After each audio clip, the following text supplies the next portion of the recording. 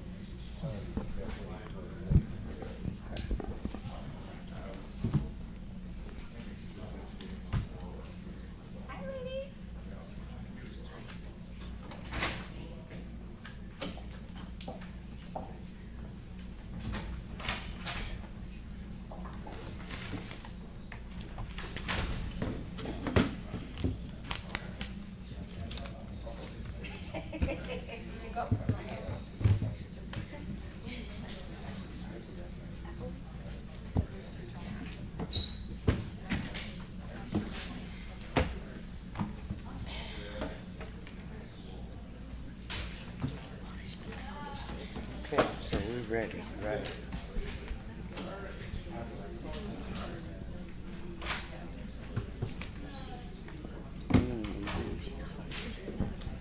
Okay. Good evening, everyone. Um, First, let me do a little disclaimer. Mr. Ewing is under the weather, so I will be chairing the meeting this evening. And thank you all for being here. And we met earlier today in closed session and under exception C1, C11, C21, C9, and C10.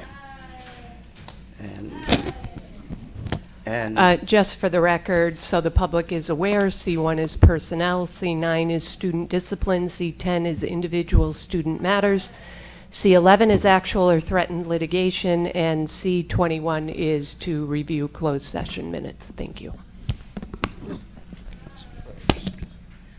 okay, and so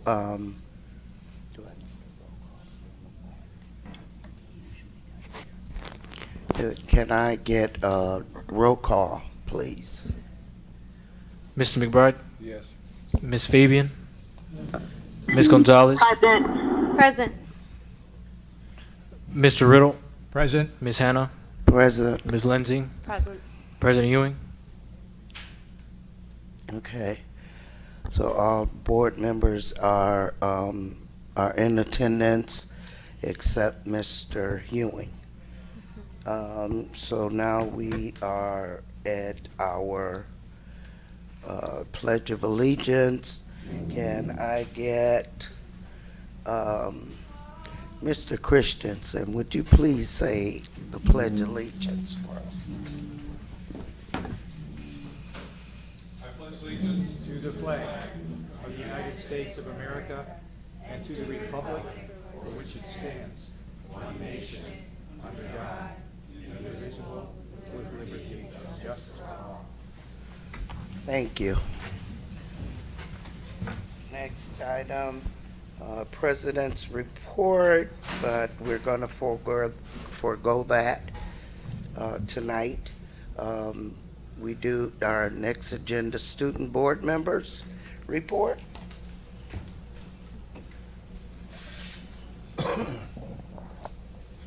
Hello, good afternoon. This is our third board presentation, Melanie and Brianna.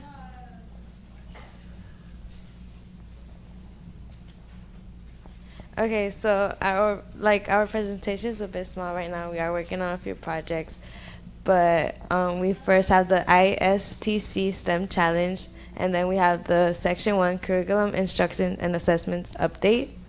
She's gonna start our first slide. Our ISTC System Challenge. On September 24th, 2024, Waukegan High School students went on to a field trip to Baxter Corporate Office in Deerfield. They visited Hellage, a complete Baxter room suite, to experience the innovate surgical technology directly. Apart from this, students visited the learning lab to see innovations like ShareSource, AMIA, hemodialysis, and I don't even peritoneal dialysis machines, and various high-tech devices.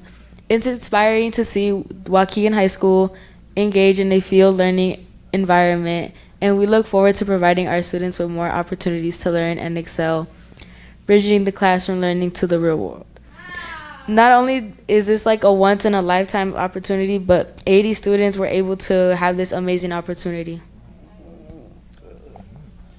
Okay, next up we have the curriculum, instructions, and assessment update. Last year, the curriculum, instruction, and assessment focused on keeping the same units for the courses.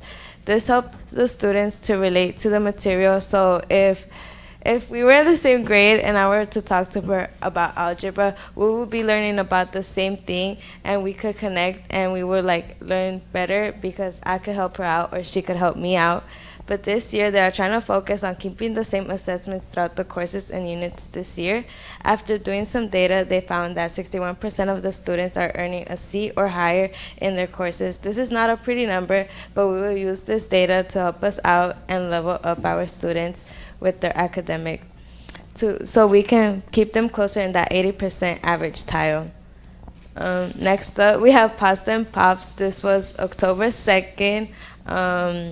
I'm in orchestra. I play the viola and she plays the violin. It was really fun. I really liked it. I saw some of you guys there, so that made me really happy. Next up, we have the Bulldog Marching Band, whose this year's show is called Uninspired.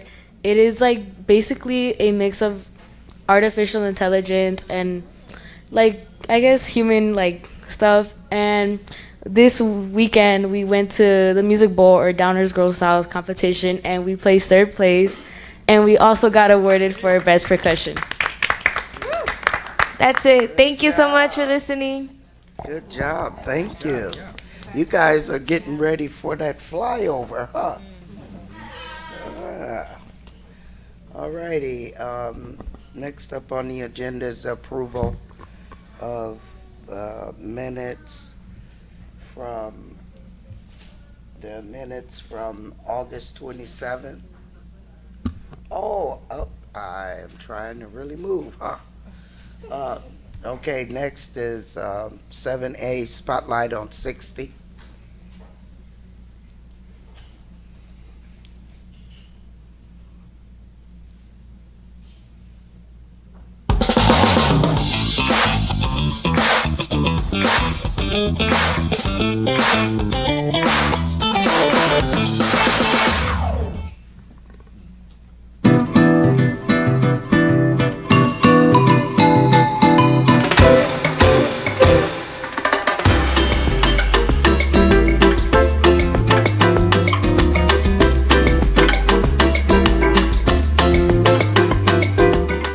So excited to be here tonight to celebrate Hispanic Heritage Month. Tonight we have a great venue for you all to enjoy. Our theme is Game Changers, in which we will be highlighting the arts, the music, the theater of the Latino culture. It is so rich. I think mostly I'm just excited for the celebration of the different communities that reside under the Hispanic Heritage community, and looking at all of our students and all the work that's done for our presentations within the Wax Museum and the performances that are going to be on stage today.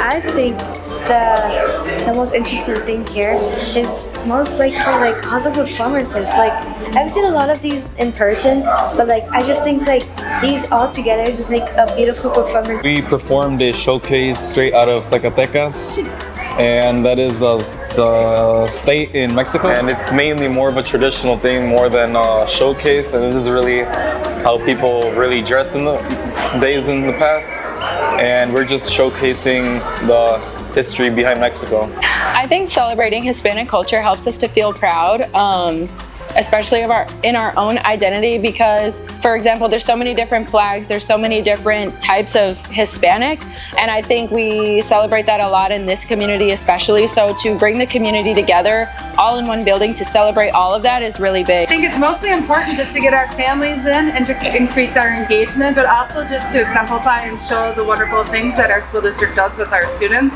and the pride that we have in this community.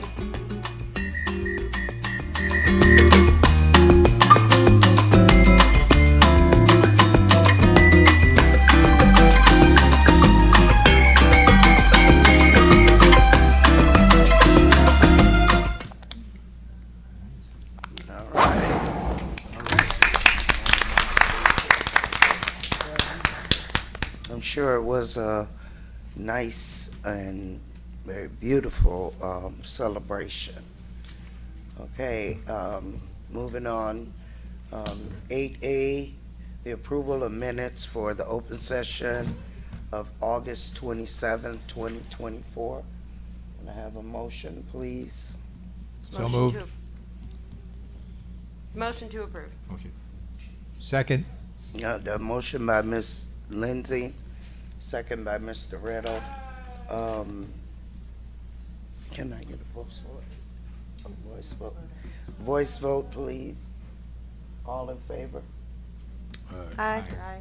I have to pass, I was not there. You're a pass. Mr. Riddle is a pass.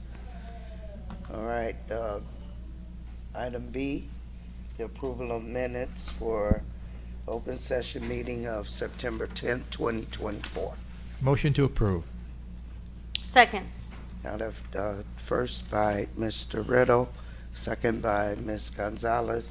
Are there any questions, comments, changes?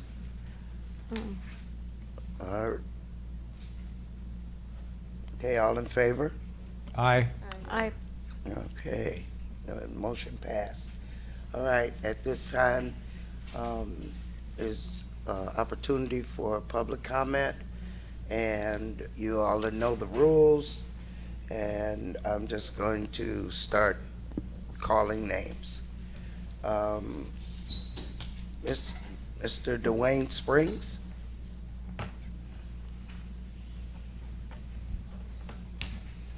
Do we start the clock? Oh, reset it, please. He hasn't started. Reset it. There you go. Clock will start when you start talking.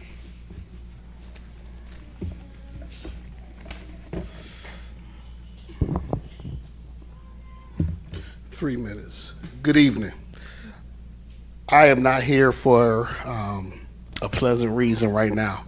A couple weeks ago, my grandson was called, or he was present when a teacher used the N-word to attempt to teach a lesson. And in that, the teacher was comfortable enough to say the entire thing. We have to understand that, one, there is no word comparable to that. The anti-black sentiment that prevails throughout the nation and the world allows people to think that there is something comparable to saying the N-word, and there is not. There's no history behind any other word that attaches to a people that can be comparable to that. Not a word. We would be willing to trade histories with anyone that want to switch histories. So that has to be addressed to any educator that thinks that's appropriate. But the educators are not dumb at all. The educators are well trained, well educated, and they know other ways to teach a lesson. I can teach an adult a lesson. You could say the wrong word to me and I can slap you. I taught a lesson. Did not teach you, but maybe that was too far if I slapped you in your face when you said that. But didn't I teach the lesson? Too much. What if we destroy young people's attachment to education? 2023, through the African American Male Initiative, they said that the young boys in the school, the young black boys in the school, had the lowest rate of feeling a sense of belonging. We know in order for you to build self-esteem, you have to belong. What effect can a teacher have on a student? Malcolm X said, only a fool allows his enemy to teach his children. Because we know that if you are my enemy and you're in education, that then you can lead them to the new Jim Crow. If you are an educator, you have power. These were fifth graders, our fifth graders. Happens to be that fifth grader that you were talking to, my grandson is a grade up. So he's all for education, but you have the ability to rob him of what he should have by making him have to defend himself in a way that's not appropriate. So let's address it, let's handle it. And I hope every teacher, when they see our children, they see us behind them and that they're careful with their words. Thank you, Mr. Springs. Next up is Ray Vukovic. Hi. I'd like to speak this evening about your old business item, the fourth reading of a policy. Now, sometimes we just go through the motions to fulfill the letter of the law, and you've had it on the previous three agendas, and now you've had it tonight. But has there ever been any discussion had on this? I don't recall there being any. And I certainly hope that there's been no discussion on this topic in closed session, because that is not a closed session item. All right. But if you're looking to change a policy that affects some pretty professional staff here, you should have some dialogue on this and look at what could happen. And you're going to push more people out of the district because of some of the actions of this here, or even more importantly, what could happen, you could end up having management employees start to unionize, and then you will really lose some of your control over management. So I really think that some public discussion on that matter should be had, and not just a unanimous vote. Thank you. Thank you, Mr. Vukovic. Next person, Rayon Edwards. Good evening, board. I want somebody to help me understand some things, man, because I come to a lot of these meetings, so I pay attention very well. I got 3 African-American board members. 3. One is a president, one is a VP, and the other one is a board member. Population of this district, 70% plus is Latino. They need 17 credits to graduate. We've been failing in reading and everything else on a state level for the last umpteen years. We've had the same superintendent for 9 years. We've had the same board president for 8 years. Now we got a teacher in our district calling a kid a nigger, heavy on the R, real heavy on the R. And you know what, it takes me back to, because I then think about the young black boy that was beat brutally in Jack Benny. Again, an African-American kid, 3 African-American board members. And there's never no rage. But we fight about the smallest, nothingest thing ever. And we talk about how much we care about our babies. So, Teresa, I want to ask you tonight, and I hate Brandon's not here. Is this one of the reasons why you guys sent y'all kids to Carmel, so y'all kids wouldn't be called a nigger? What happens when one of those teachers there called them a nigger? What's the expectation of y'all? And y'all gonna tell me we gonna keep this trash, that teacher, that trash in this district? Because I'm gonna tell you what happens. The next time he used that word, he's gonna use it to an ignorant parent, and they gonna show up and they gonna act like a nigger.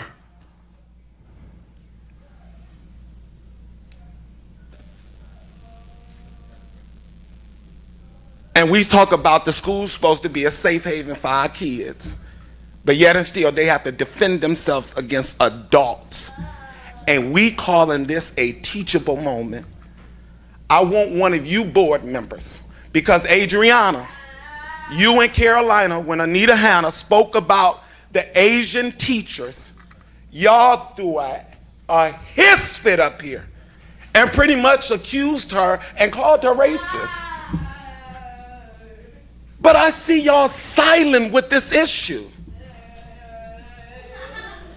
I want to know what happens when it happens to one of y'all babies. Is a derogatory word going to be a teachable moment to them? Thank you, Mr. Edwards.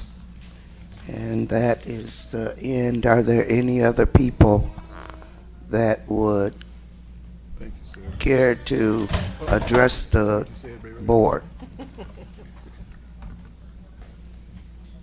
Yes. Come state your name, please, for the record.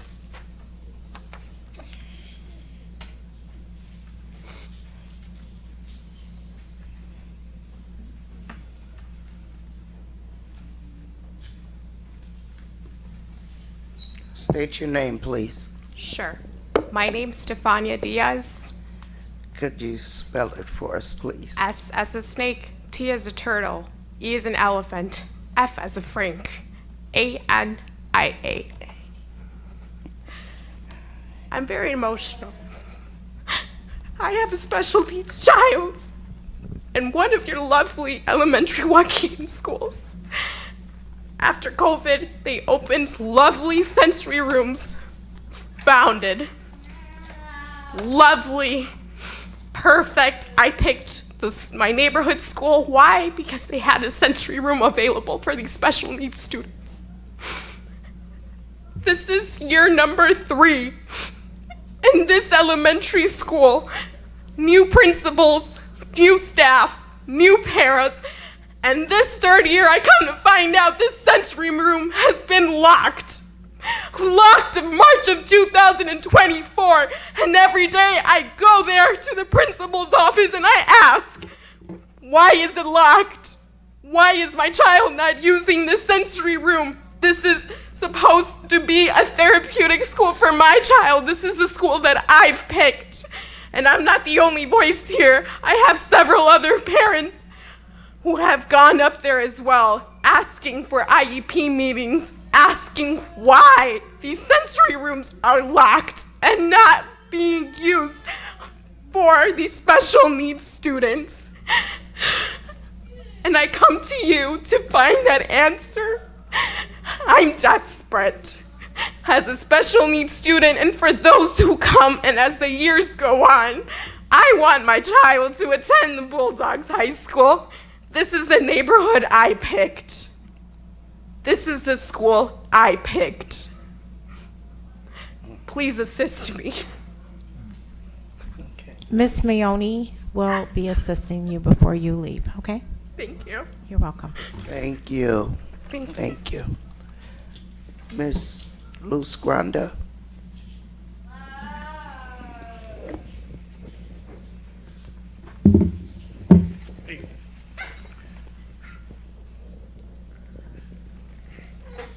Can we get 6 minutes, please, on the timer?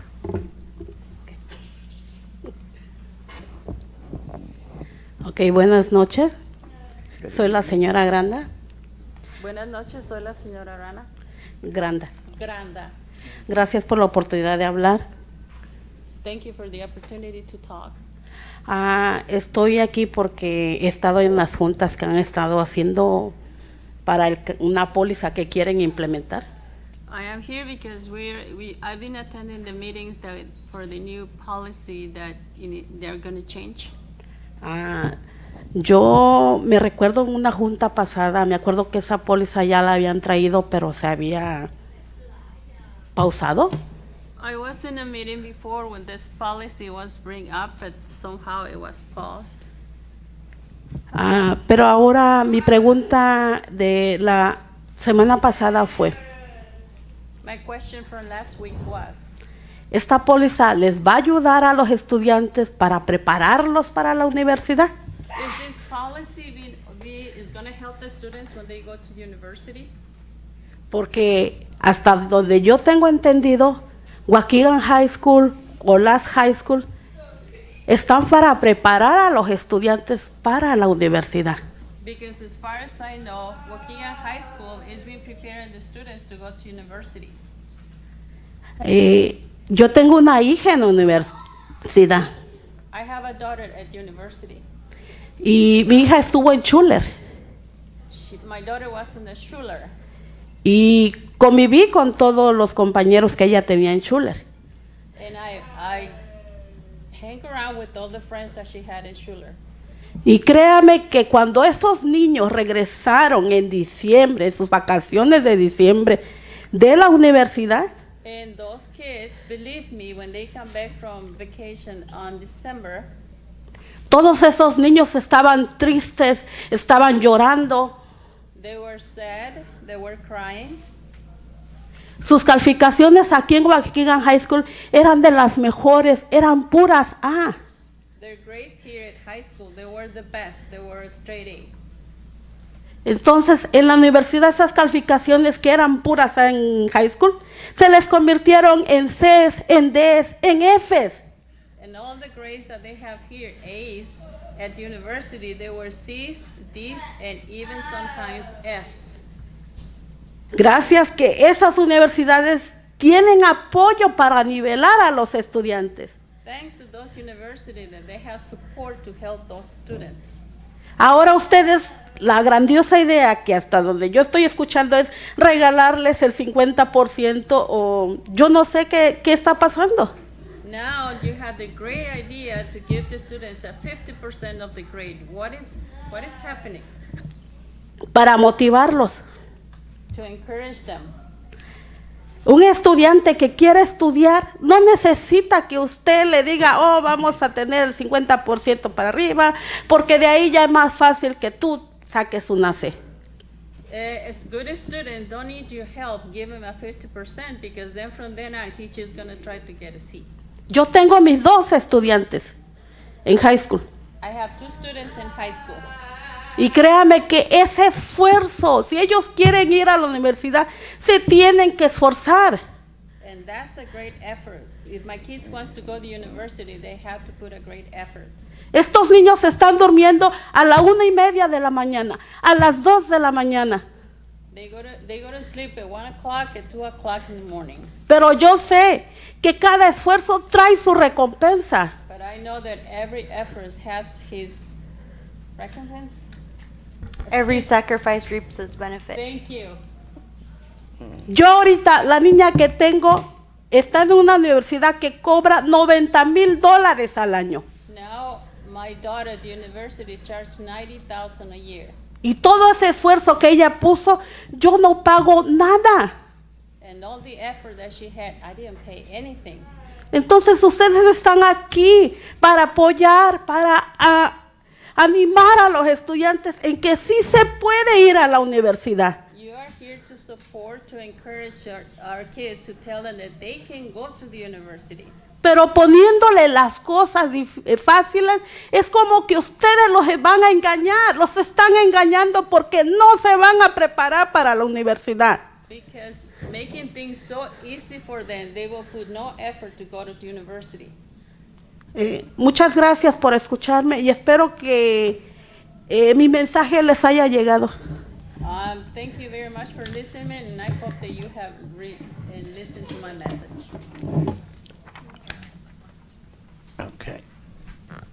Thank you, Ms. Granda. We have Ms. Sarah Triplett.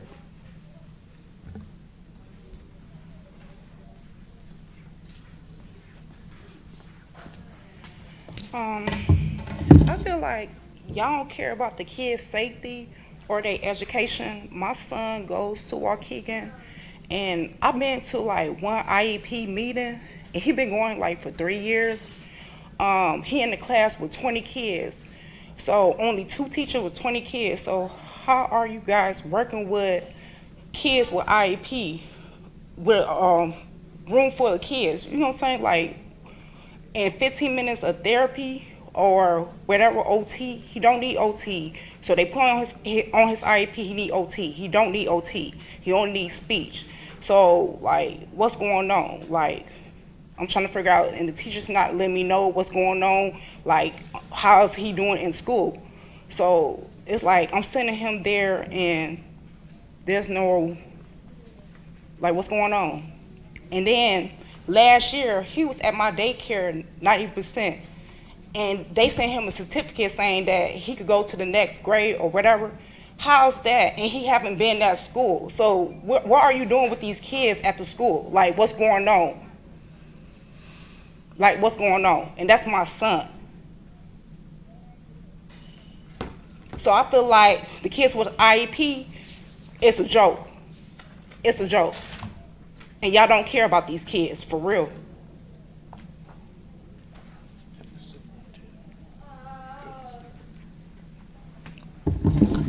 Ms. Triplett, Dr. Cesario will be assisting you. Okay. Thank you. All right, that's public comment. Thank you so much, everyone that came and voiced their concerns. We do listen. We may not respond, but we are listening. Thank you. All right, next on the agenda, there's no consent agenda for either operations or academics. Bring it down a little bit. Yeah. And now we are at agenda item 13A. It is recommended by the administration that the Board of Education authorize the superintendent or her designee to adjust the salary for the individuals identified below to salaries that align with the approved non-union salary structure at an estimated cost of $62,000. Motion to approve the recommendation. Second. It's been motioned by Ms. Gonzalez, second by Mr. Riddle. Are there any comments or questions? I have a question. Ms. Lindsay? So my question is around the timing. So if this was board approved in May, we're now in October. I would just like some context as to why it took that long to identify the individuals and issue them a back payment. Mr. Moulton?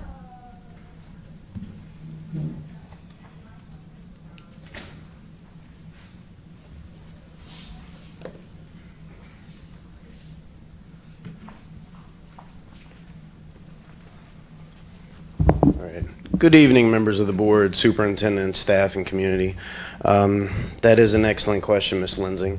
When we brought this forward to the board at the May 14th, 2024 board meeting, it was presented by us as well as a consultant, and we did identify at the time that there would be some that would creep through that we would need to address after the fact, and this is that percentage. I believe Mr. Harris said about 80% was being addressed, and we would address others as they came up. So we were able to identify these individuals recently, and we're bringing it forward this evening for adjustment based on the May 14th board action. Mr. Moulton, I fear that doesn't answer my question. I'm asking why it took 5 months to get them identified. So these individuals should have been identified as part of the May agenda item. Recently, there were some climate culture specialists that were recommended for approval based on previous salary recommendations, and we did adjust that at a subsequent board meeting, and we were able to go back and review and ensure that we had everybody current after the board took action on that item, which was this semester.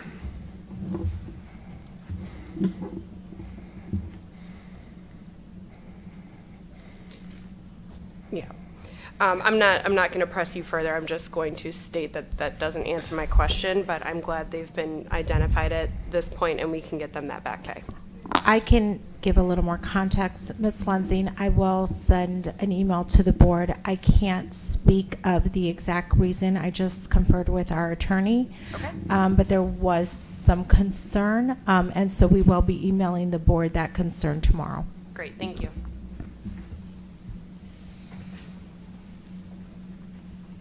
Okay, so there, it's been motioned and second. No comments. Well, the comments Roll call, please. Mr. Riddle, Yes. Ms. McBride, Ms. Hannah, Yes, but I don't like the way that this came up all of a sudden on us. Ms. Gonzalez, Yes. Ms. Fabian, Yes. Ms. Lindsay. Yes. Motion passed. All right, the item B, issuance of notice of remedy to a tenured teacher. It is the recommendation that the Board of Education issue a warning letter to a tenured teacher concerning charges that are considered remediable and require the teacher to remediate such behaviors in order to avoid dismissal pursuant to 105 ILCS 24-12D. Motion to approve. Second. It's been motioned and second. Are there any comments? Well, I just want to make a comment on behalf of Mr. McBride. The issue that we're dealing with right now, it was an assault to me, the issue itself, and there's no way in my right mind that I see giving a grown person any kind of recommendation as opposed to something that they did wrong, that they know that they did wrong because of the fact of the age level, and this is 2024, and there's no way that word that we're speaking about should have been coming out of anybody's mouth, especially that teacher in general. Thank you. can I add? Or? Oh, go ahead, Ms. Gonzalez. Well, I just want to affirm Mr. McBride and echo that sentiment. I think as board members, we really grapple with two things, right? Out of privacy for the employees that we have in the district, because they are our employees and have a right to privacy. You will not hear me speak about certain things, but our community is deeply impacted, and word gets around, especially when it deals with the students and what they face inside our buildings. And so to that end, I agree 100% with Mr. McBride that the fact that we have to issue warning letters to motivate our staff and our personnel to behave not only professionally but ethically to the people that they're teaching is really hard to stomach sometimes. You know, I 100% will abide by our contracts. We've been bargaining with all our units in good faith, and we know that people make mistakes. But at the same time, I just want to reiterate something that people who spoke at public comment said, that it just takes that one instance for people to be dissuaded and to feel like the educational environment that we have here is not for them, and to feel like we're pushing them out. And so when people want to have a teachable moment, being reactionary is not the way to go, and best pedagogy and other strategies out there that are much better articulated than me, because there are experts that focus on that. It's out there, and we're teaching our staff to be more mindful of that. And we also want to empower people if they feel impacted by student behavior, right? To have a method to advocate for themselves and to have that be a reciprocal kind of relationship. But I fear that a lot of times we're being retaliatory, and so this is why we need to take this route. This is not the first time that something like this happens, but it needs to be the last time that it happens. Thank you. Ms. Lindsay?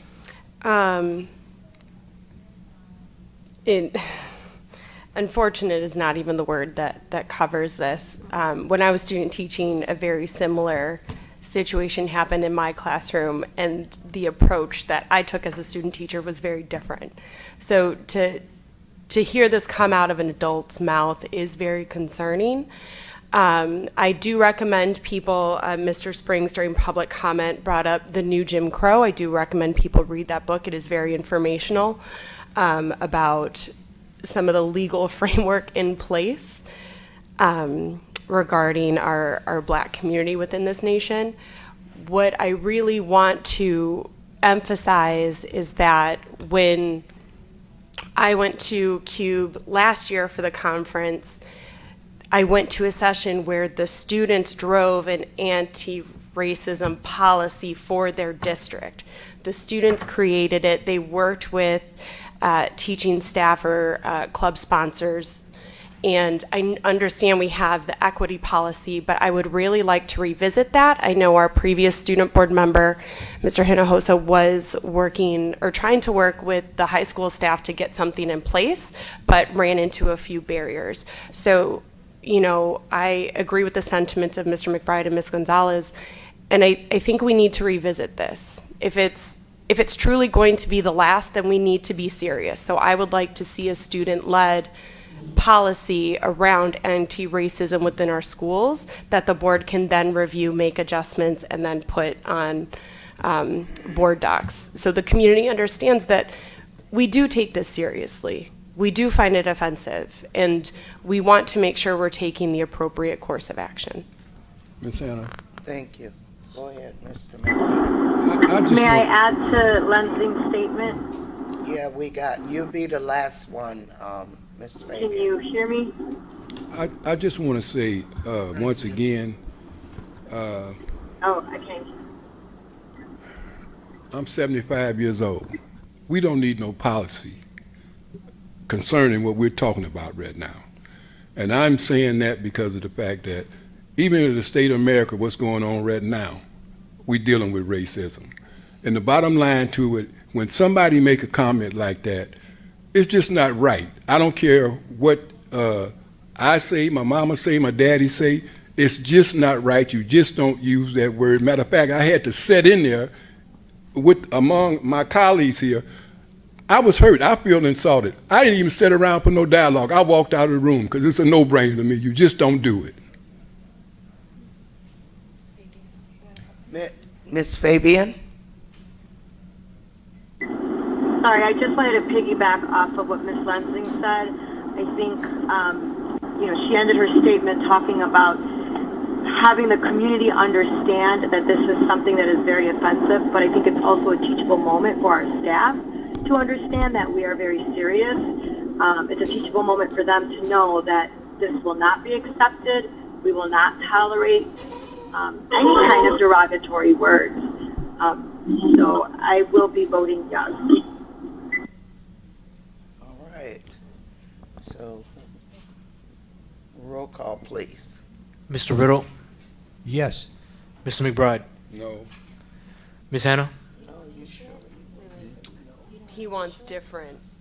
Sorry, I won't speak for you, Mr. McBride. My Well, hold on. Let me make sure I understand.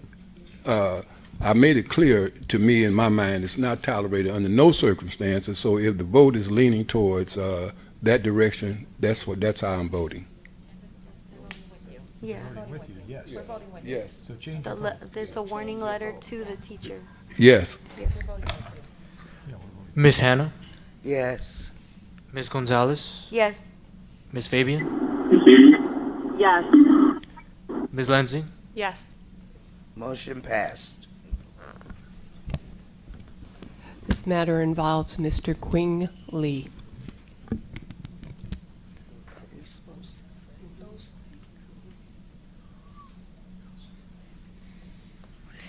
Okay, there's no grants and, wait a minute.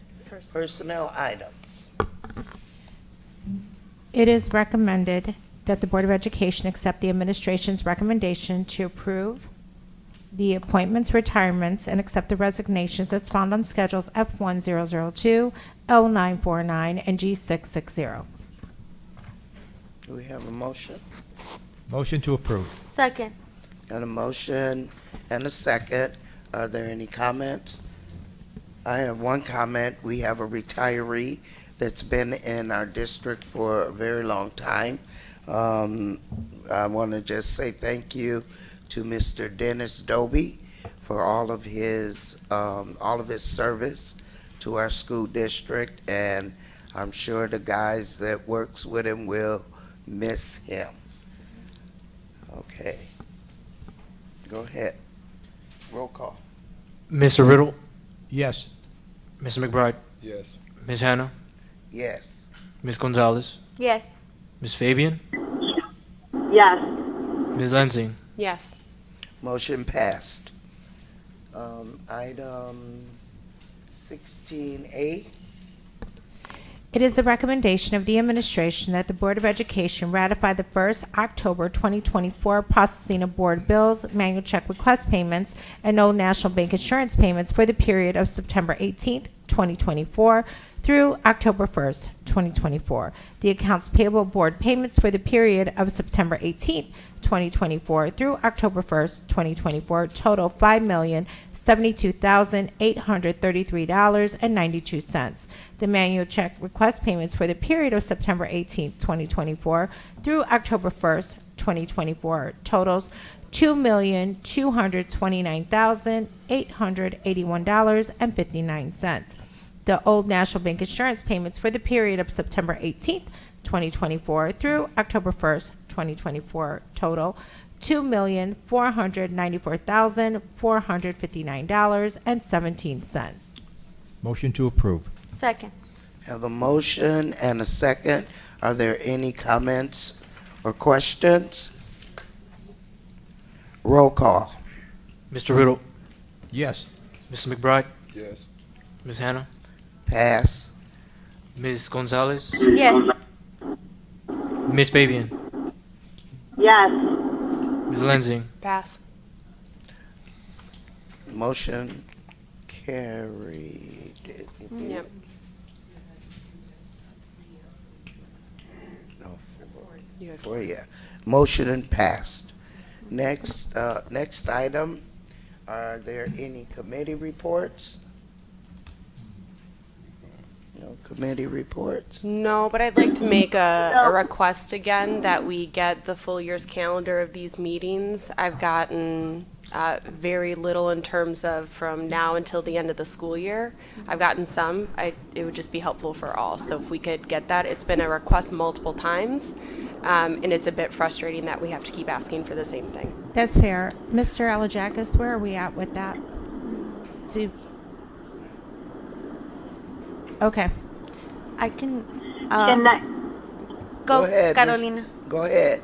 sorry. So can I also add, when they're considering the schedules, one, ensuring that these meetings are virtual as well, that they could be a hybrid, and ensuring that they're at times when members can participate, especially if we're asking members of the community and parents to participate, understanding that they also have jobs, including myself, and so I would like to fully support my committee, but I also have an obligation to support my family.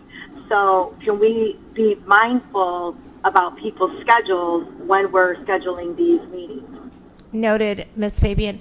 And I want to go back to Mr. Alajakis because, Nick, I just called you out like that, but do you want to give some context to what may have been some of the holdups so it doesn't appear that you're holding the calendar or have not been aggressively trying to pull this together, in fairness to you? Good evening, everyone.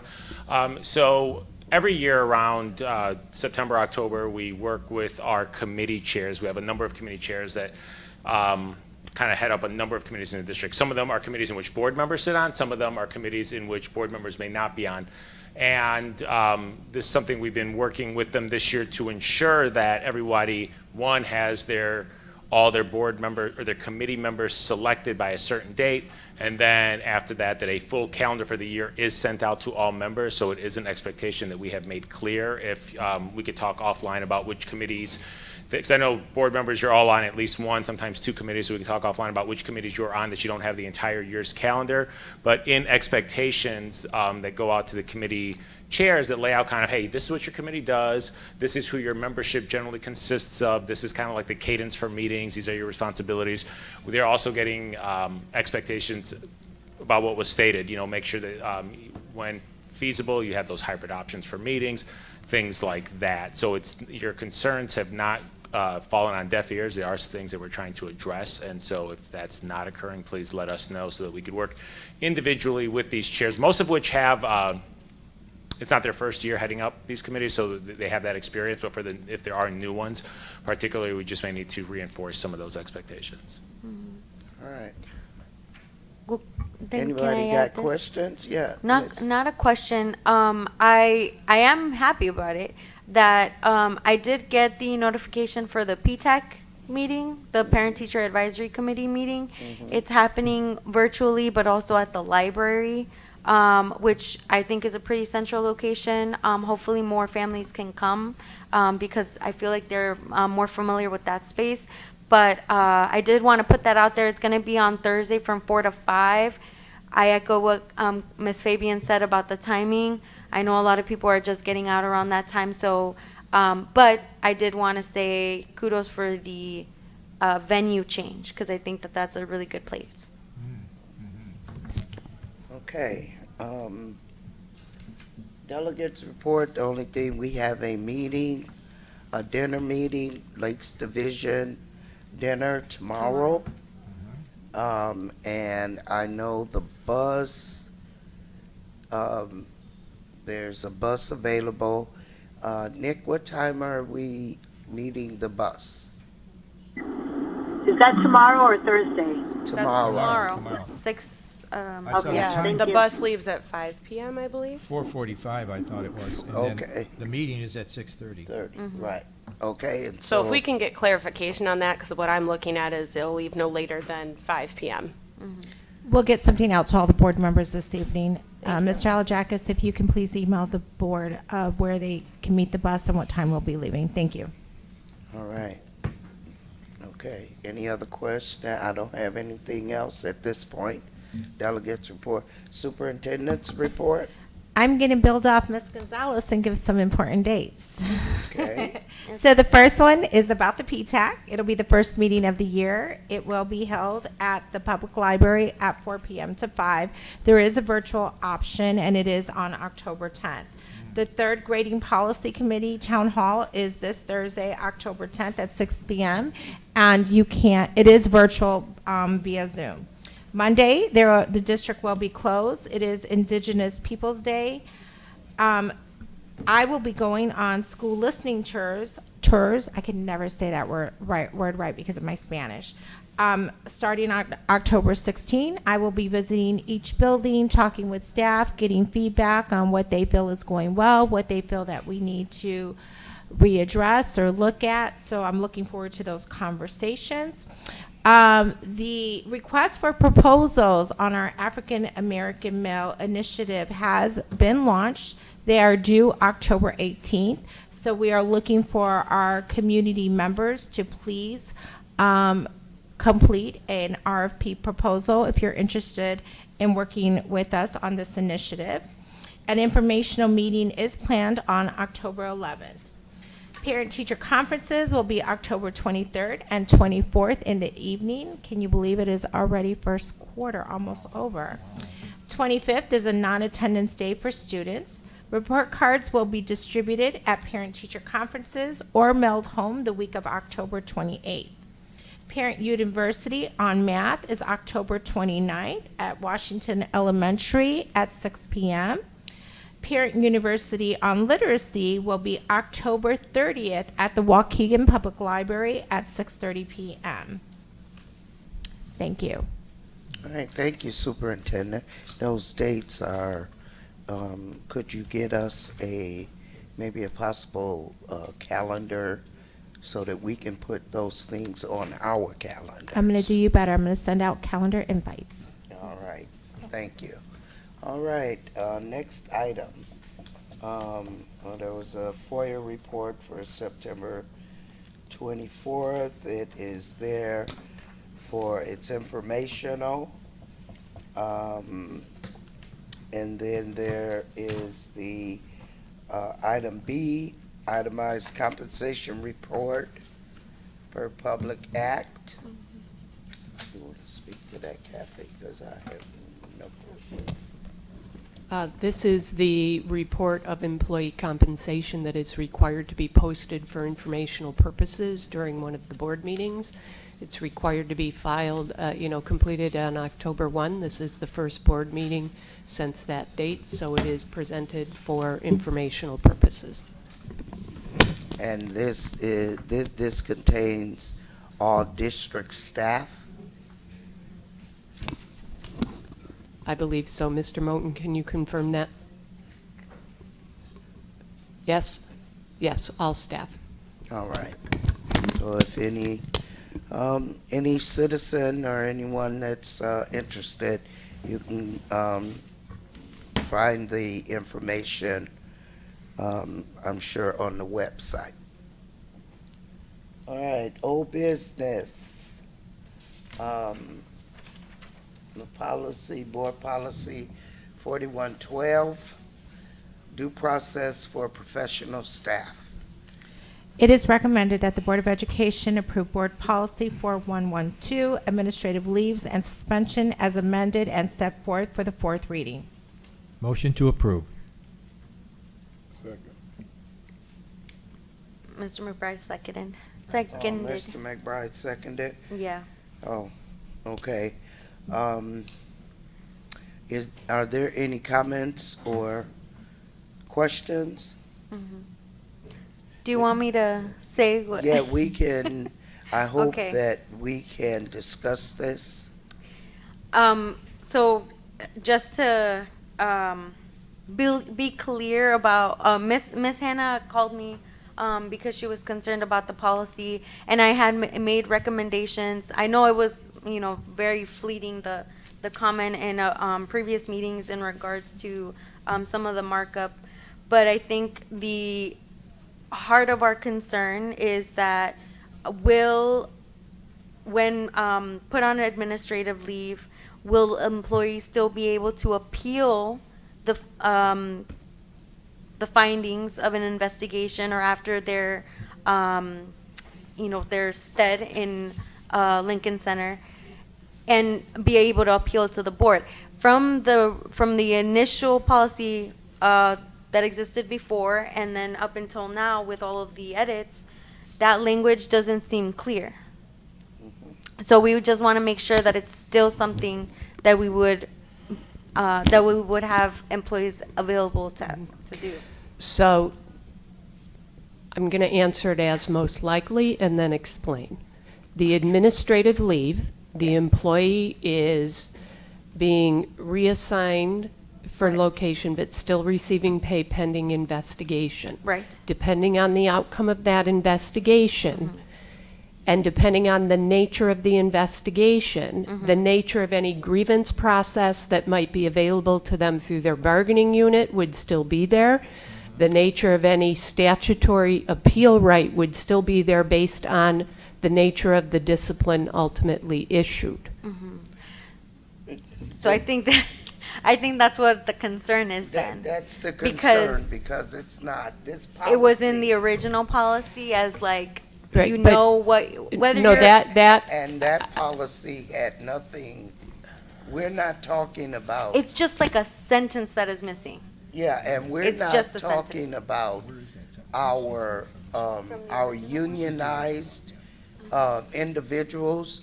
We're talking about people that are not union members. Right. And So the original policy protected our administrative staff, and the way that it's being altered is that protection is being taken away, and there is no recourse for our literally just staff to be able to come and to talk with, to appeal before the board, and we're ultimately, the board is being asked to accept a one-sided version of what is what a staff is being alleged, accused, and I don't think that the board should give away that right for the staff. And that original policy that was revised in 2017 was put there to protect our staff. And if the revisions happen the way that they are, the administrative staff will not have any recourse, and but the union individuals, they have protection. And so that's what my biggest concern is.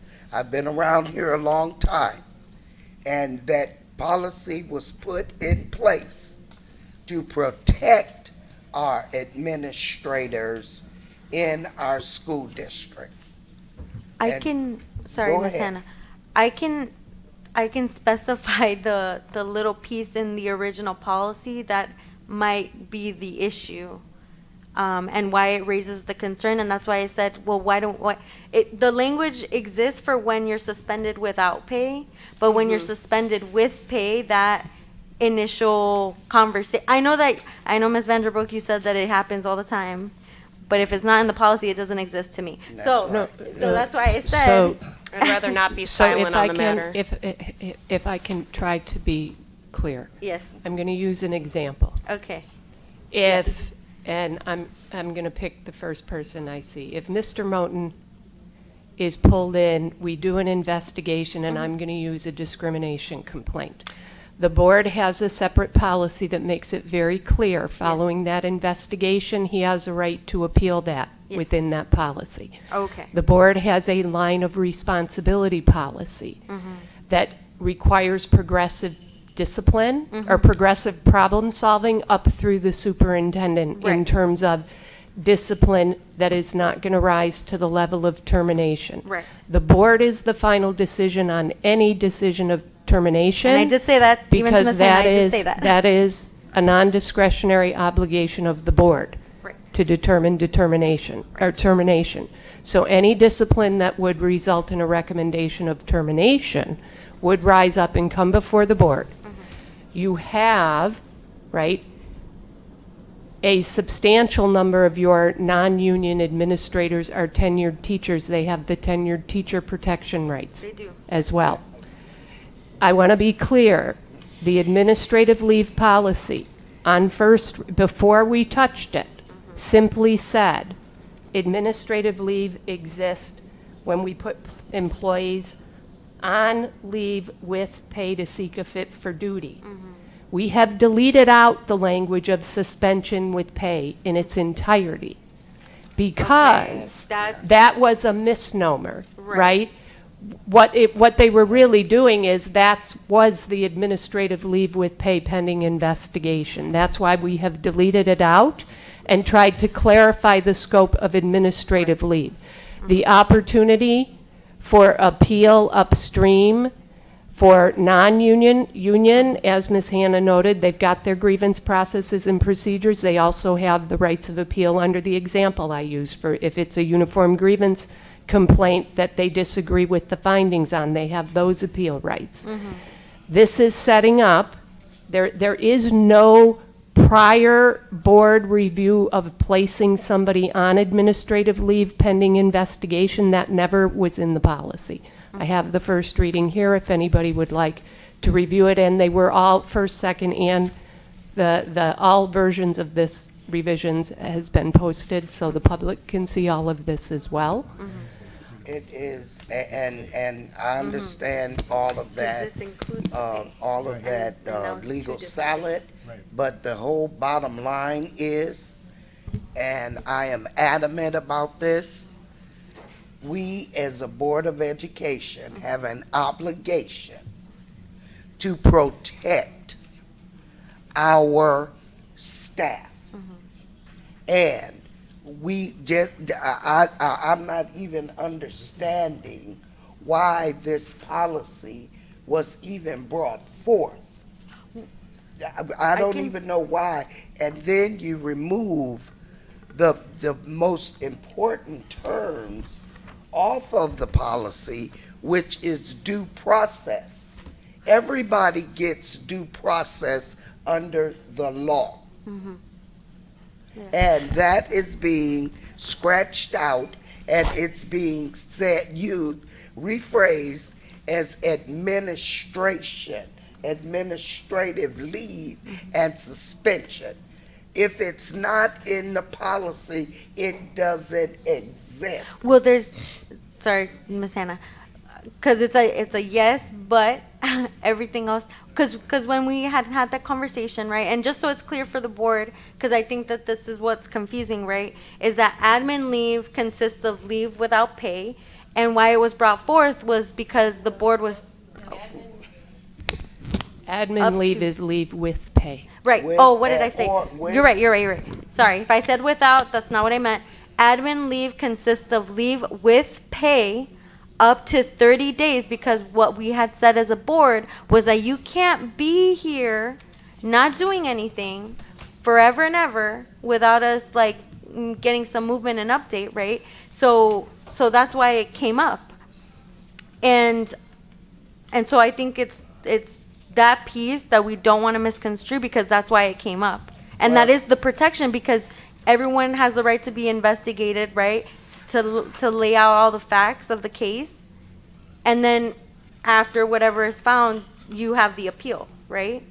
You're supposed to have an appeal. You have an appeal to the superintendent. Right. And once the superintendent denies that, then the staff, according to this policy, there's no other recourse after the superintendent.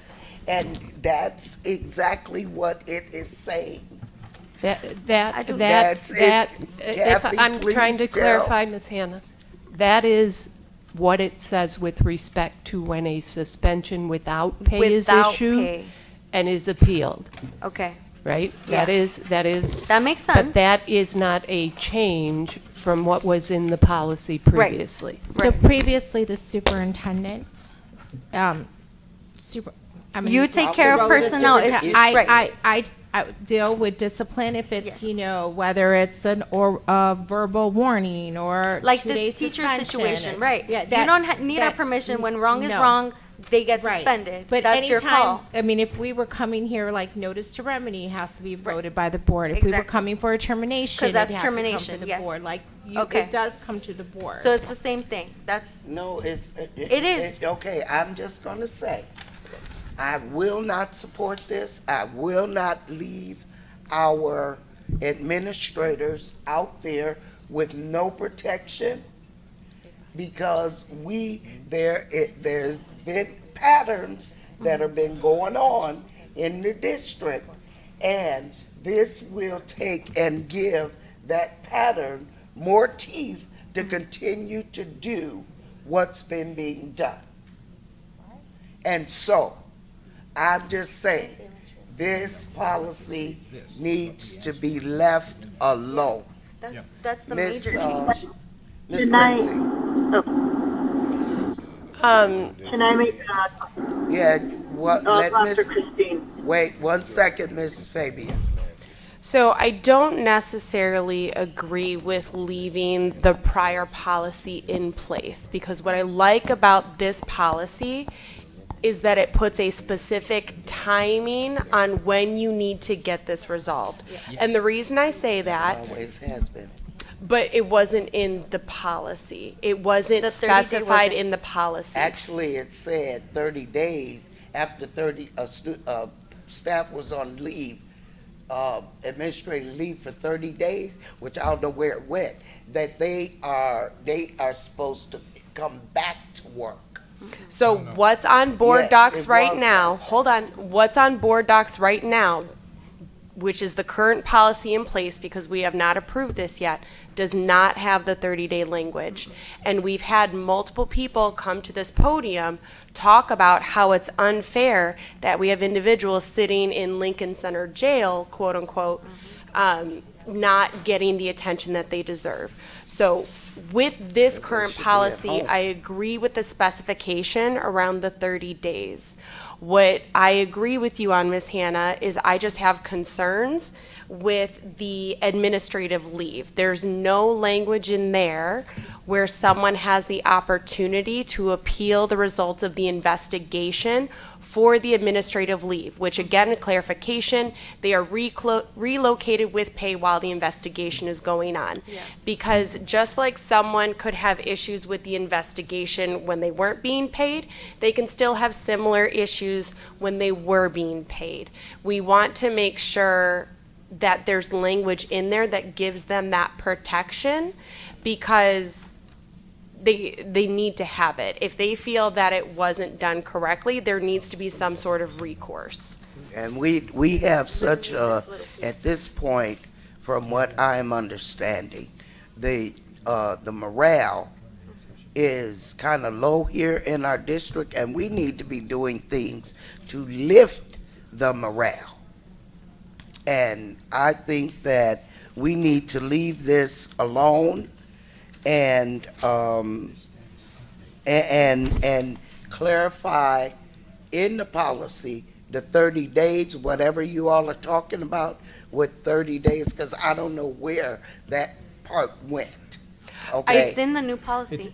It's in the new policy. Yeah, but I don't know why it was Not in the current policy. why it was not in the current policy, but it was actually a practice. Again, if it wasn't in the policy, it didn't exist. Well, right? So it might have been, because it was revised in 2017, it may have been removed at that point. Yeah. The original policy was adopted in 2011. It was there for 6 years, and then they revisited and revised, or reviewed and revised as of March 28, 2017. And also, and we can't do things in, in mid-sentence, so to speak, because we have been having people come in to talk to the board. Now we're gonna take that option away. I don't believe this policy's taking that away. Kathy, can you explain that, please? And can you also explain? Has been waiting. Okay, can I just say two things? Can you, when Ms. Fabian is done, can you explain the due process and how the due process is still there? And the second thing of how it's not taking that right away, please. So I'm getting some feedback, but what I'm understanding, I support the 30 days because I think that is part of a protection for the administrative staff. It's torment to be sitting there for 2-3 months and not knowing what the outcome is going to be. It makes HR and the investigators move faster so that there is an outcome sooner. I think, again, to reiterate what everybody else is saying, is that appeals process. Kathy, you gave us an example of how administrative staff would still be able to appeal the findings. Would there be an example of where they would not be able to appeal at all the findings?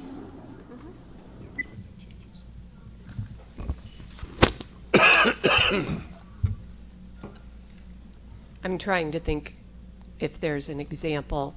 There's not one that comes to immediately to mind where an individual would not have an opportunity to appeal at all.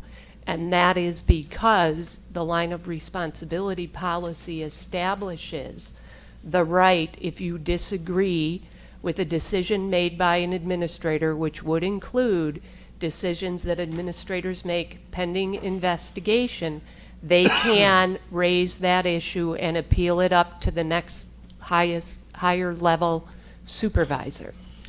Historically, we have not put like concepts in different places in the policy documents to the best of our ability, so that we did not have a change in one policy that created a potential conflict in another one, because we weren't thinking about that at the time.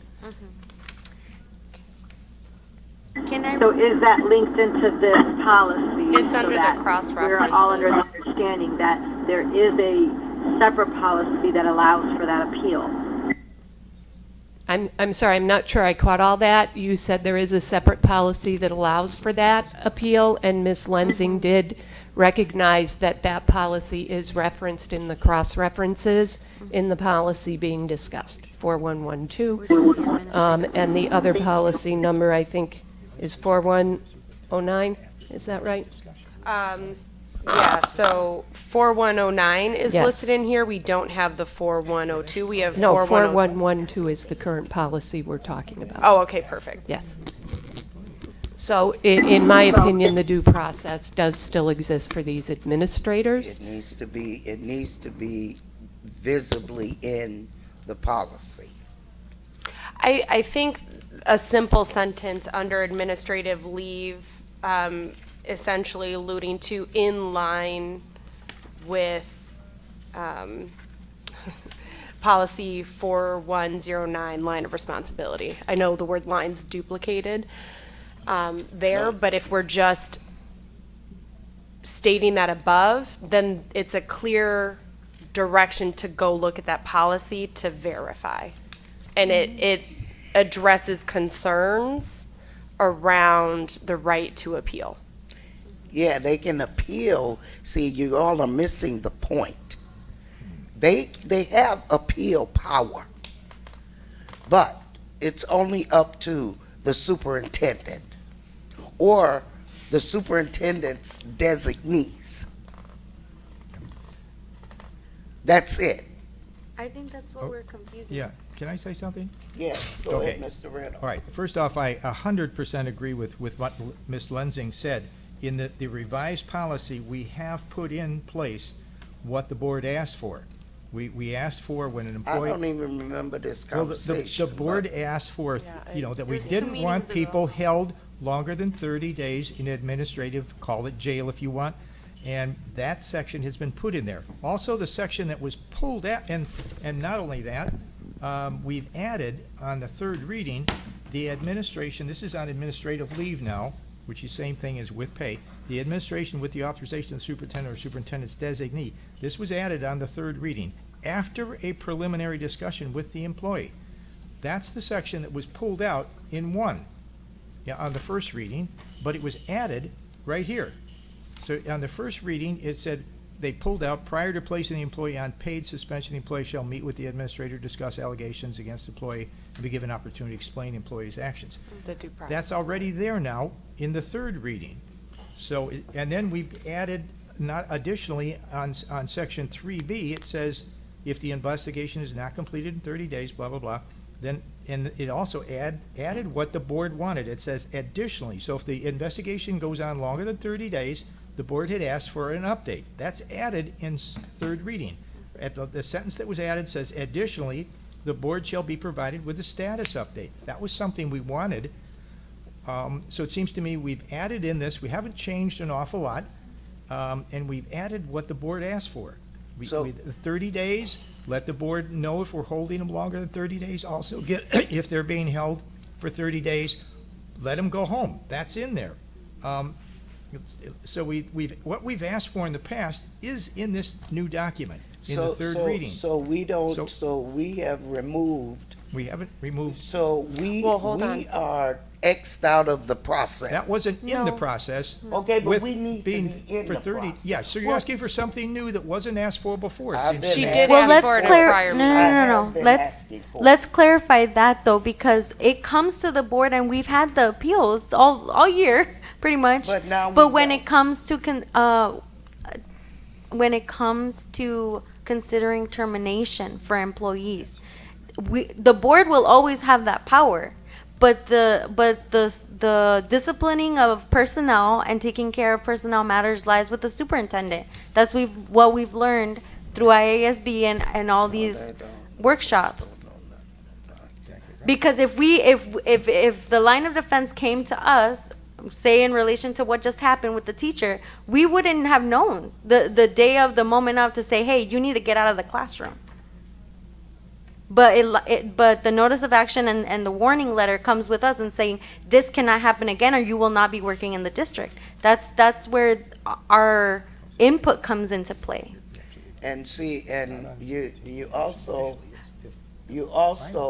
Yeah. are talking about phrasing disobedience and misconduct. Those are terms. Well, disobedience, that's something for kids. We're It not applies dealing to with everybody. kids It here. applies to everybody. Into allegations of. I know it's not common that we see that for adults, but that's what it is. Yeah, but okay, and if it's not common, why are we using it? That's kind of a degrading term. Well, when our personnel are doing things that are not okay and not following supervision. Well, sure, if your employer tells you to And do we need to be something, proactive and not reactive. that's not obedience, that's or misconduct. If you're told to act in a certain way as a teacher and you don't, that's misconduct or That's disobedience. Okay. And it's the employee initially responds to their supervisor, not the board. It's when, I think Ms. Gonzalez is absolutely correct. It's when it comes to the dismissal or the termination, that's when it comes to the board. But you're keeping us, in this particular thing, it tells us that we're going to continue to be advised. Because they've added, additionally, the board shall be provided with a status update for these disciplinary or someone being put in administrative leave or suspension. And if it's over 30 days, we're going to continue to get updates. That's what we asked for, and that's here. Well, you guys have asked for it. I guess you guys have got it. And it's going to morph into something other than what we are going to be voting on. And so, do it whatever you all want to do. Vote your Because conscience. it's not right. It's not right. And I don't have any skin in the game. My obligation is to protect our staff. I just wanted to add in, so I looked at policy 4109, and it does have appeal of administrative decision. All employees shall have the right to appeal any decision made by an administrative officer to the next higher authority and through appropriate successive steps to the superintendent, except for matters otherwise covered by the terms of a collective bargaining agreement or a specific district policy procedure that applies to the situation. So my question to Ms. Vanderbroek is that this says successive steps to the superintendent. So that tells me that the board is not involved in that appeal. Not unless there's another policy that gives a next level, but that also would not be something that takes it up to termination because only the board can do that termination. It also leaves the board in a neutral position if a case comes to the board at the point in time of termination without having been involved in intimate detail as opposed to updates. You know, we're dealing with this issue, we're addressing it, we're resolving it. When you get the intimate details over time, you could end up in a position of feeling you are conflicted out if it ever does rise to the level of termination. So that's part of the rationale for leaving that policy where it stands, that it rises up. You can appeal up to the superintendent. What we you know, at the end of the day, you hire the board to manage and run the district through the policies that you set, so this debate is appropriate to that. We do have an appeal process in place. This policy did not change the appeal process.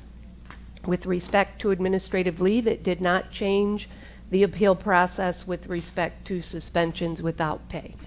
If the board itself, the consensus of the board is that that needs to be modified, that is the right of the board to do that. I do think you have to weigh what is the appropriate time to come in, because it is not the responsibility of the board to micromanage day-to-day business of the district. Or to get Right. involved in the investigation. Well, and that's understood. And when it says the status, right, to just touch on that because of what you said, Ms. Vanderbroek, the status, my understanding was just this person was on leave, we are extending, and that's it. We're not being given the details of what's going on with the situation. That's not included in the status report. That was my understanding from the last time we discussed this topic. to ensure that we're not biased should it rise? So typically, if we've done status reports, it's what is contributing to why they are still there. Yeah. Without the details of the investigation, because we haven't reached any determinations.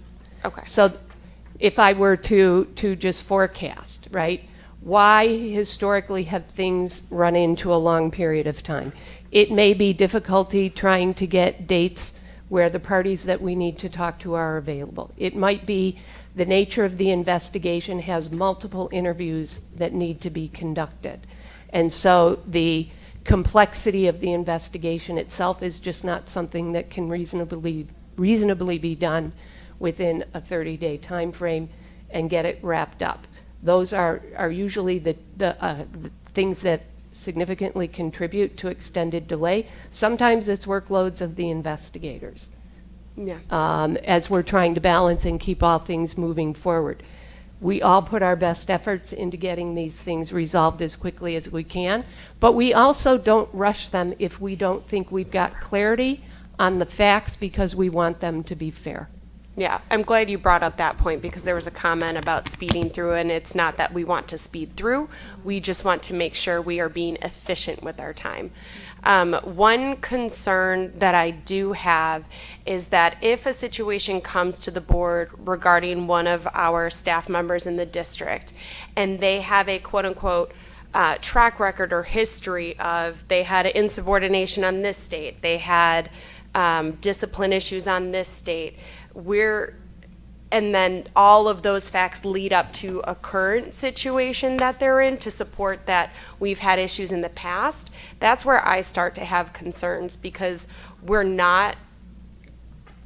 I don't anticipate we're going to be given detail around those other prior insubordinations for us to make a decision with a current situation. Hopefully you're following. If I need to restate that, I can.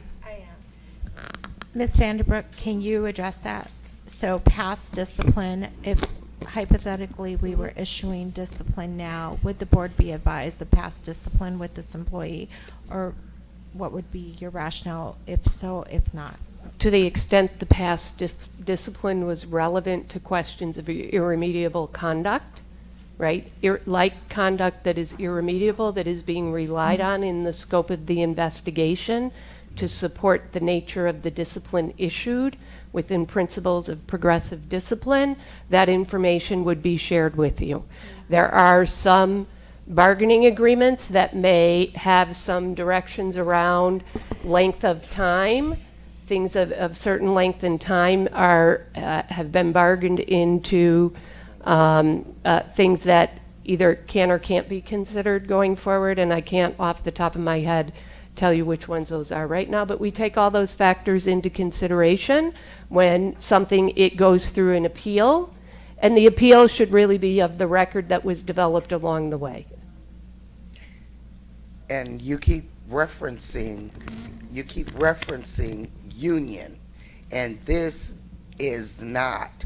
Part of it encompasses teachers, but this is an administrative policy.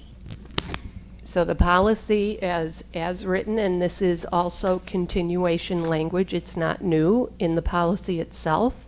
We did, I think, clean up instead of professional employees, we deleted the word professional, and we said employees may be placed on administrative leave to make sure that it is clear that is any employee may be placed on administrative leave, but it always has made reference to where applicable, the terms of a collective bargaining agreement will apply. So we do take that into consideration when the employee involved is part of a bargaining unit. Right.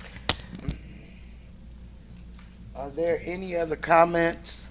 Oh, Mr. All right. Do we got a first and a second? Yes. All right. Roll call. Mr. Riddle? Yes. Mr. McBride? Yes. Ms. Hannah? Absolutely not. Ms. Gonzalez? Yes. Ms. Fabian? Yes. Ms. Lenzing?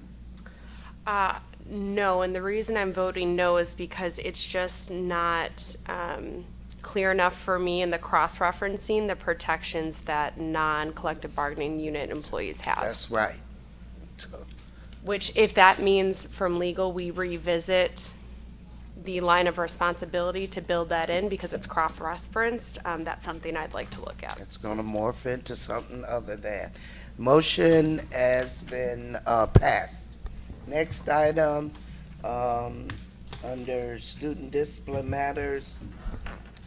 It is recommended that the Board of Education approve the resolution regarding discipline of student XXX697 and authorize the board president to sign the resolution memorializing its decision. And I'm going to be the reader on that.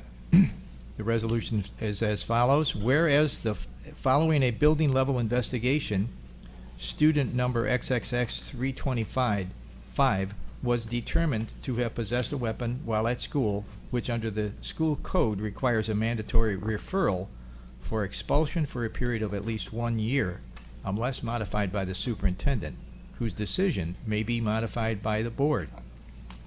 Whereas the Board of Education of Waukegan Unit School District 60 did receive and consider the principal's recommendation and the superintendent's agreement to modify the mandatory expulsion period for student XXX325 and the reasons therefore. And whereas the modification proposed is in the best interest of the district and the student, and based on a totality of the circumstances, supports the maintenance of a safe school environment free of disruptive influences which can be a distraction to learning, while continuing to hold the student accountable for the student's conduct. Now therefore, it is hereby resolved that 1, the whereas clauses are adopted herein by reference as findings of the board. 2, the board concurs with the superintendent's modification of the mandatory minimum expulsion period to 3 days of expulsion, the days of out-of-school suspension already served, and the SEL support services upon return. 3, the superintendent or the superintendent's designate is to notify the parents of student XXX325 in writing of the board's determination within the next 5 business school days. 4, this resolution is effective upon approval by the board. All right, Motion do to I have a approve. motion? Second. Motion by Ms. Gonzalez, second by Ms. Lindsay. Are there any comments or questions? Yes. Yeah, Go ahead. Go ahead. Well, this is just a technical one before you say Mr. McBride. The student is ID number ending in 325, but in the description it says 697. So we just tweak that to align Yeah, we to need the to make resolution. those. Appropriate student. Thank you, apologies, didn't catch that. Yeah, we need to make that, correction. Amend it. Amend it? Please amend it, and which one is Well, correct? Right. The 325. Okay. Okay, well, we're going to vote on it with the contingent that, the number will be, changed. Roll call. Oh, Mr. McBride had a Oh, I'm comment. sorry, Yeah. Mr. McBride. Yeah, well, before the vote come to me, I will be saying no, and I'm saying no because of the idea of every situation that occurred over the last few board meetings, and I'm sure the public has heard this over and over and over and over, and we keep modifying these situations, which is okay to some degree, but at the same time, there's no context behind the modification for stopping this from happening. And I'm going to say no until we come up with some kind of resolutions, or until we come up with some kind of interventions or ideas to be able to get the attention to those that need the attention, and meaning the students, where this has to stop. I mean, we can't continue to keep putting a Band-Aid on this every time it comes. Thank you. I'd like to make a comment, Board Vice President. Ms. Lindsay. So when we review these situations as a board, It is to look at each case as an individual case. And I agree with Mr. McBride's sentiment that we need to solve this problem because this issue keeps coming up. However, I do not want to punish the 10th student that has come up for this type of situation for modification because 9 students before him had done it. That's not fair to that 10th student. That's not giving them the review and the diligence for the specifics to the situation. So I agree, we do need to get to the source of the problem. I don't think increasing the penalty because we've had too many is fair to any other student that may find themselves in the same situation. Right. And can I add just Go really- ahead, Ms. Gonzalez. And I want to affirm what Ms. Lensing just said because I think it's absolutely true that 10 students shouldn't be penalized when we've been seeing a lot more of these cases come up. But I also want to give context too because some people still are kind of confused as to what these items are really about. And so just to help people kind of understand why we're seeing them more is because in certain situations, the school code, right, this is Illinois state law that requires us to consider expulsion when certain incidents or certain factors come into play for students, and that may be bringing something like a weapon to school, having a drug substance in school, right? Things of that nature. And we want to have those case-by-case basis because we don't want to say, okay, one and done, you brought your knife that you happen to use cutting a cardboard at work to school, you get expelled, right? So there's extenuating circumstances. That doesn't make it okay because we know that the students can harm themselves or harm one another. But that to say that that's why we're seeing more of these and that's why we're modifying them because we're saying you definitely need to get disciplined and you need to stop bringing your stuff. But we don't want to kick you out of school because you have, things that you need to learn. And we don't want to continue kicking students out. So that's what these items entail. But I think it's gonna get into people's heads the more that we say it, and that's why I've been saying it every time, is that if you know you're not supposed to have something in school, don't bring it. I don't want people to be misrepresented, and I want students to get that in their head, is that like you don't want the label of being a bad kid, and we shouldn't have that anyway going on. But the fact of the matter is that, people are afraid when they see knives or similar things in school, and we need to encourage students to just understand that we have to take care of all the kids, right? We have to take care of all of our staff, and that requires us to look at these items more closely. And I do have, I am a proponent of teaching children what a weapon consists of, because they could have a nail file, but if it's used, it could be considered a weapon. We need to explain and see these are elementary children that we have had to modify, but they need to understand what a weapon consists of, and they need to be told that. Once they're told that, it becomes clear to them what they cannot have in school. Can I add Okay, on to that? one Ms. final. I apologize. And as a parent, I will tell my kid not to bring Legos to school, and it will still find their way in that backpack sometimes. So I just want to inform just make everyone aware that yes, we definitely need to do that, Ms. Hannah, and make sure, but understand that that alone will not resolve this because mistakes will still happen. So I don't want to give this sense that these will magically go away, but it would be great if they stopped, but I would greatly like to see a decrease in these situations. Ms. Fabian, did you have a comment? Yeah, I just wanted to add on to Adriana's comment because we talk about the school to prison pipeline a lot, and this is one way that we as a board can disrupt that. So, for example, the case that you use and even, or that Adriana used and even the one that you use as a nail file, to have a child automatically expelled for bringing an object that in their mind they weren't going to use it as a weapon creates a disruption in their education and a significant one. And so if we as a board can take things on a case-by-case basis and understand that there may be extenuating circumstances, to Ms. Lensing's point, kids are kids. They're going to make mistakes because they don't rationalize like adults. Right. So if we can give them that teachable moment, give them a consequence where they know that this is a serious issue and understand the gravity of the issue, but not completely disrupt their learning for a year, which will lead them down to a worse path.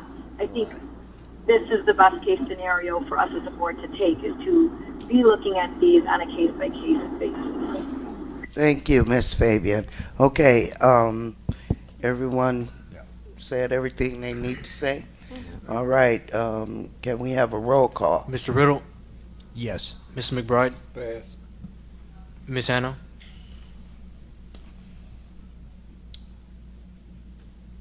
I'm gonna vote for the modification, and I am expecting something to come out of what I suggested about getting the children what a weapon consists of.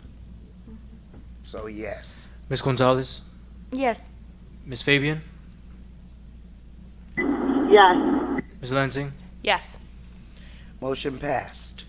Okay, and the next item, we are going to hold that over.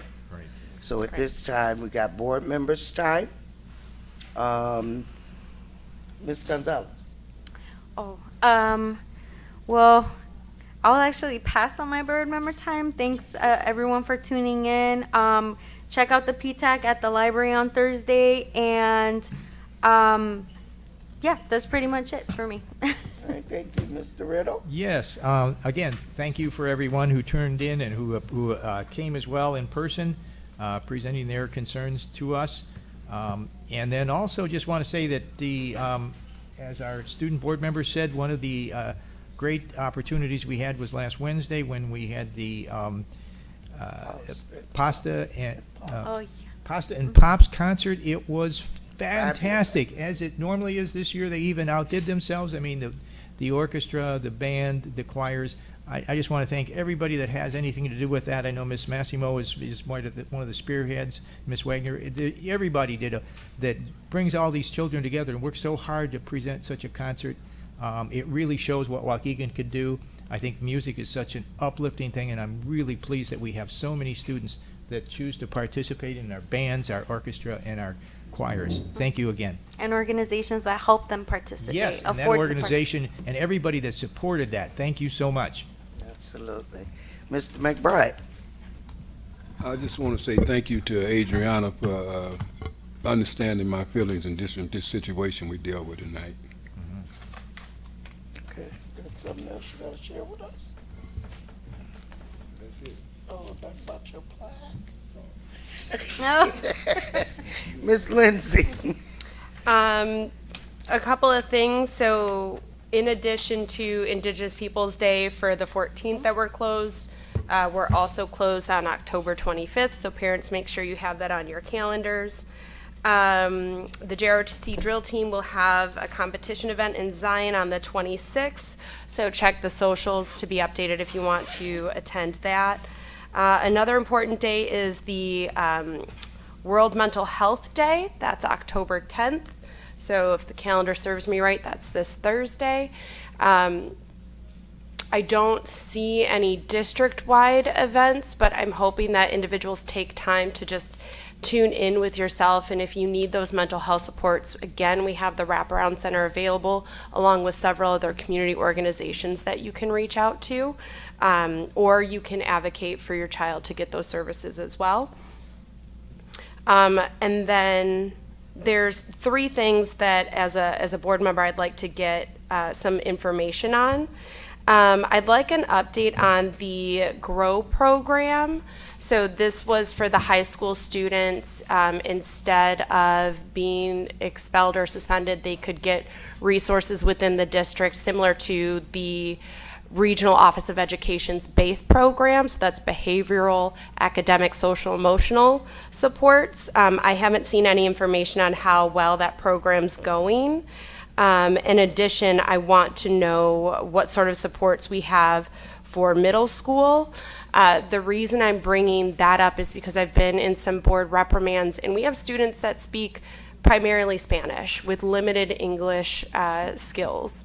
And while it's something that we're helping them develop within the district, if they get into a situation where they can't be with us for a period of time in the classroom and have to have alternative placement, it became glaringly obvious to me that we had limited options, actually no options for this. So I'd like to hear more about what we're doing for our Spanish-speaking students in that regard, as well as what sort of programs do we have in place for our highly accelerated or gifted Spanish-speaking students?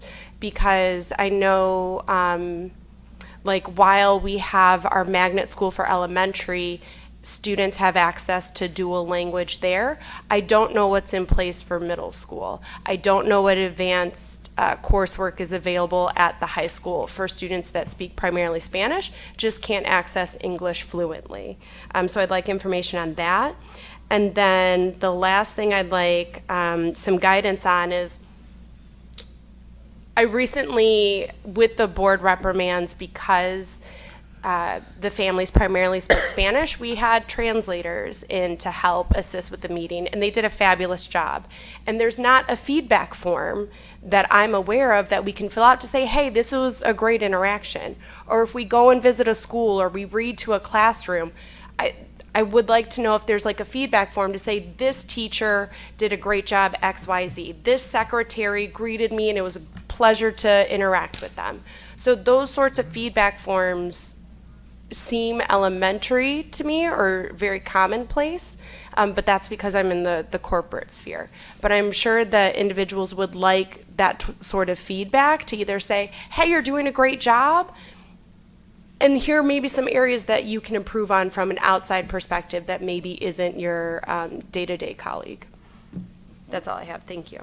Okay, and I just want to mention again that the Pasta and Pops event was fabulous and excellent.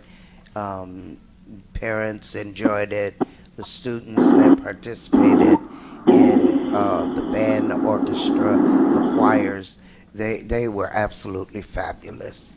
And I did get a comment, however, about the size of the choir, and if why the choir wasn't larger, didn't have more students involved.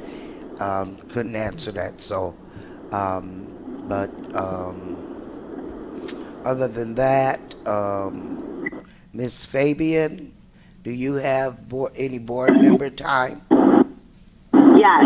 So I want to piggyback off of Lensing because she also reminded me. We also had a presentation on a virtual option for high school for those students that could not learn in the classroom and needed to have an in-home setting, but still were able to participate. So if we could also ensure that we're still looking into that, that would be great. I echo her sentiment as. Uh-oh. Did we lose you? I think we lost. I think we lost her. I think we lost Miss Fabian. Anyway, and I'm sure we can recreate that at the next meeting. Anyway, at this time, that looks like her maybe calling back. Okay, we lost you, Miss Fabian. Sorry, just, and then, I don't know where I got cut off, but looking into the virtual high school, if we could go revisit that. And then, I want to thank everybody who came out, the parents, the kids that showed up for the Hispanic History Month. However, I just want to be mindful when we're planning events that we are culturally appropriate.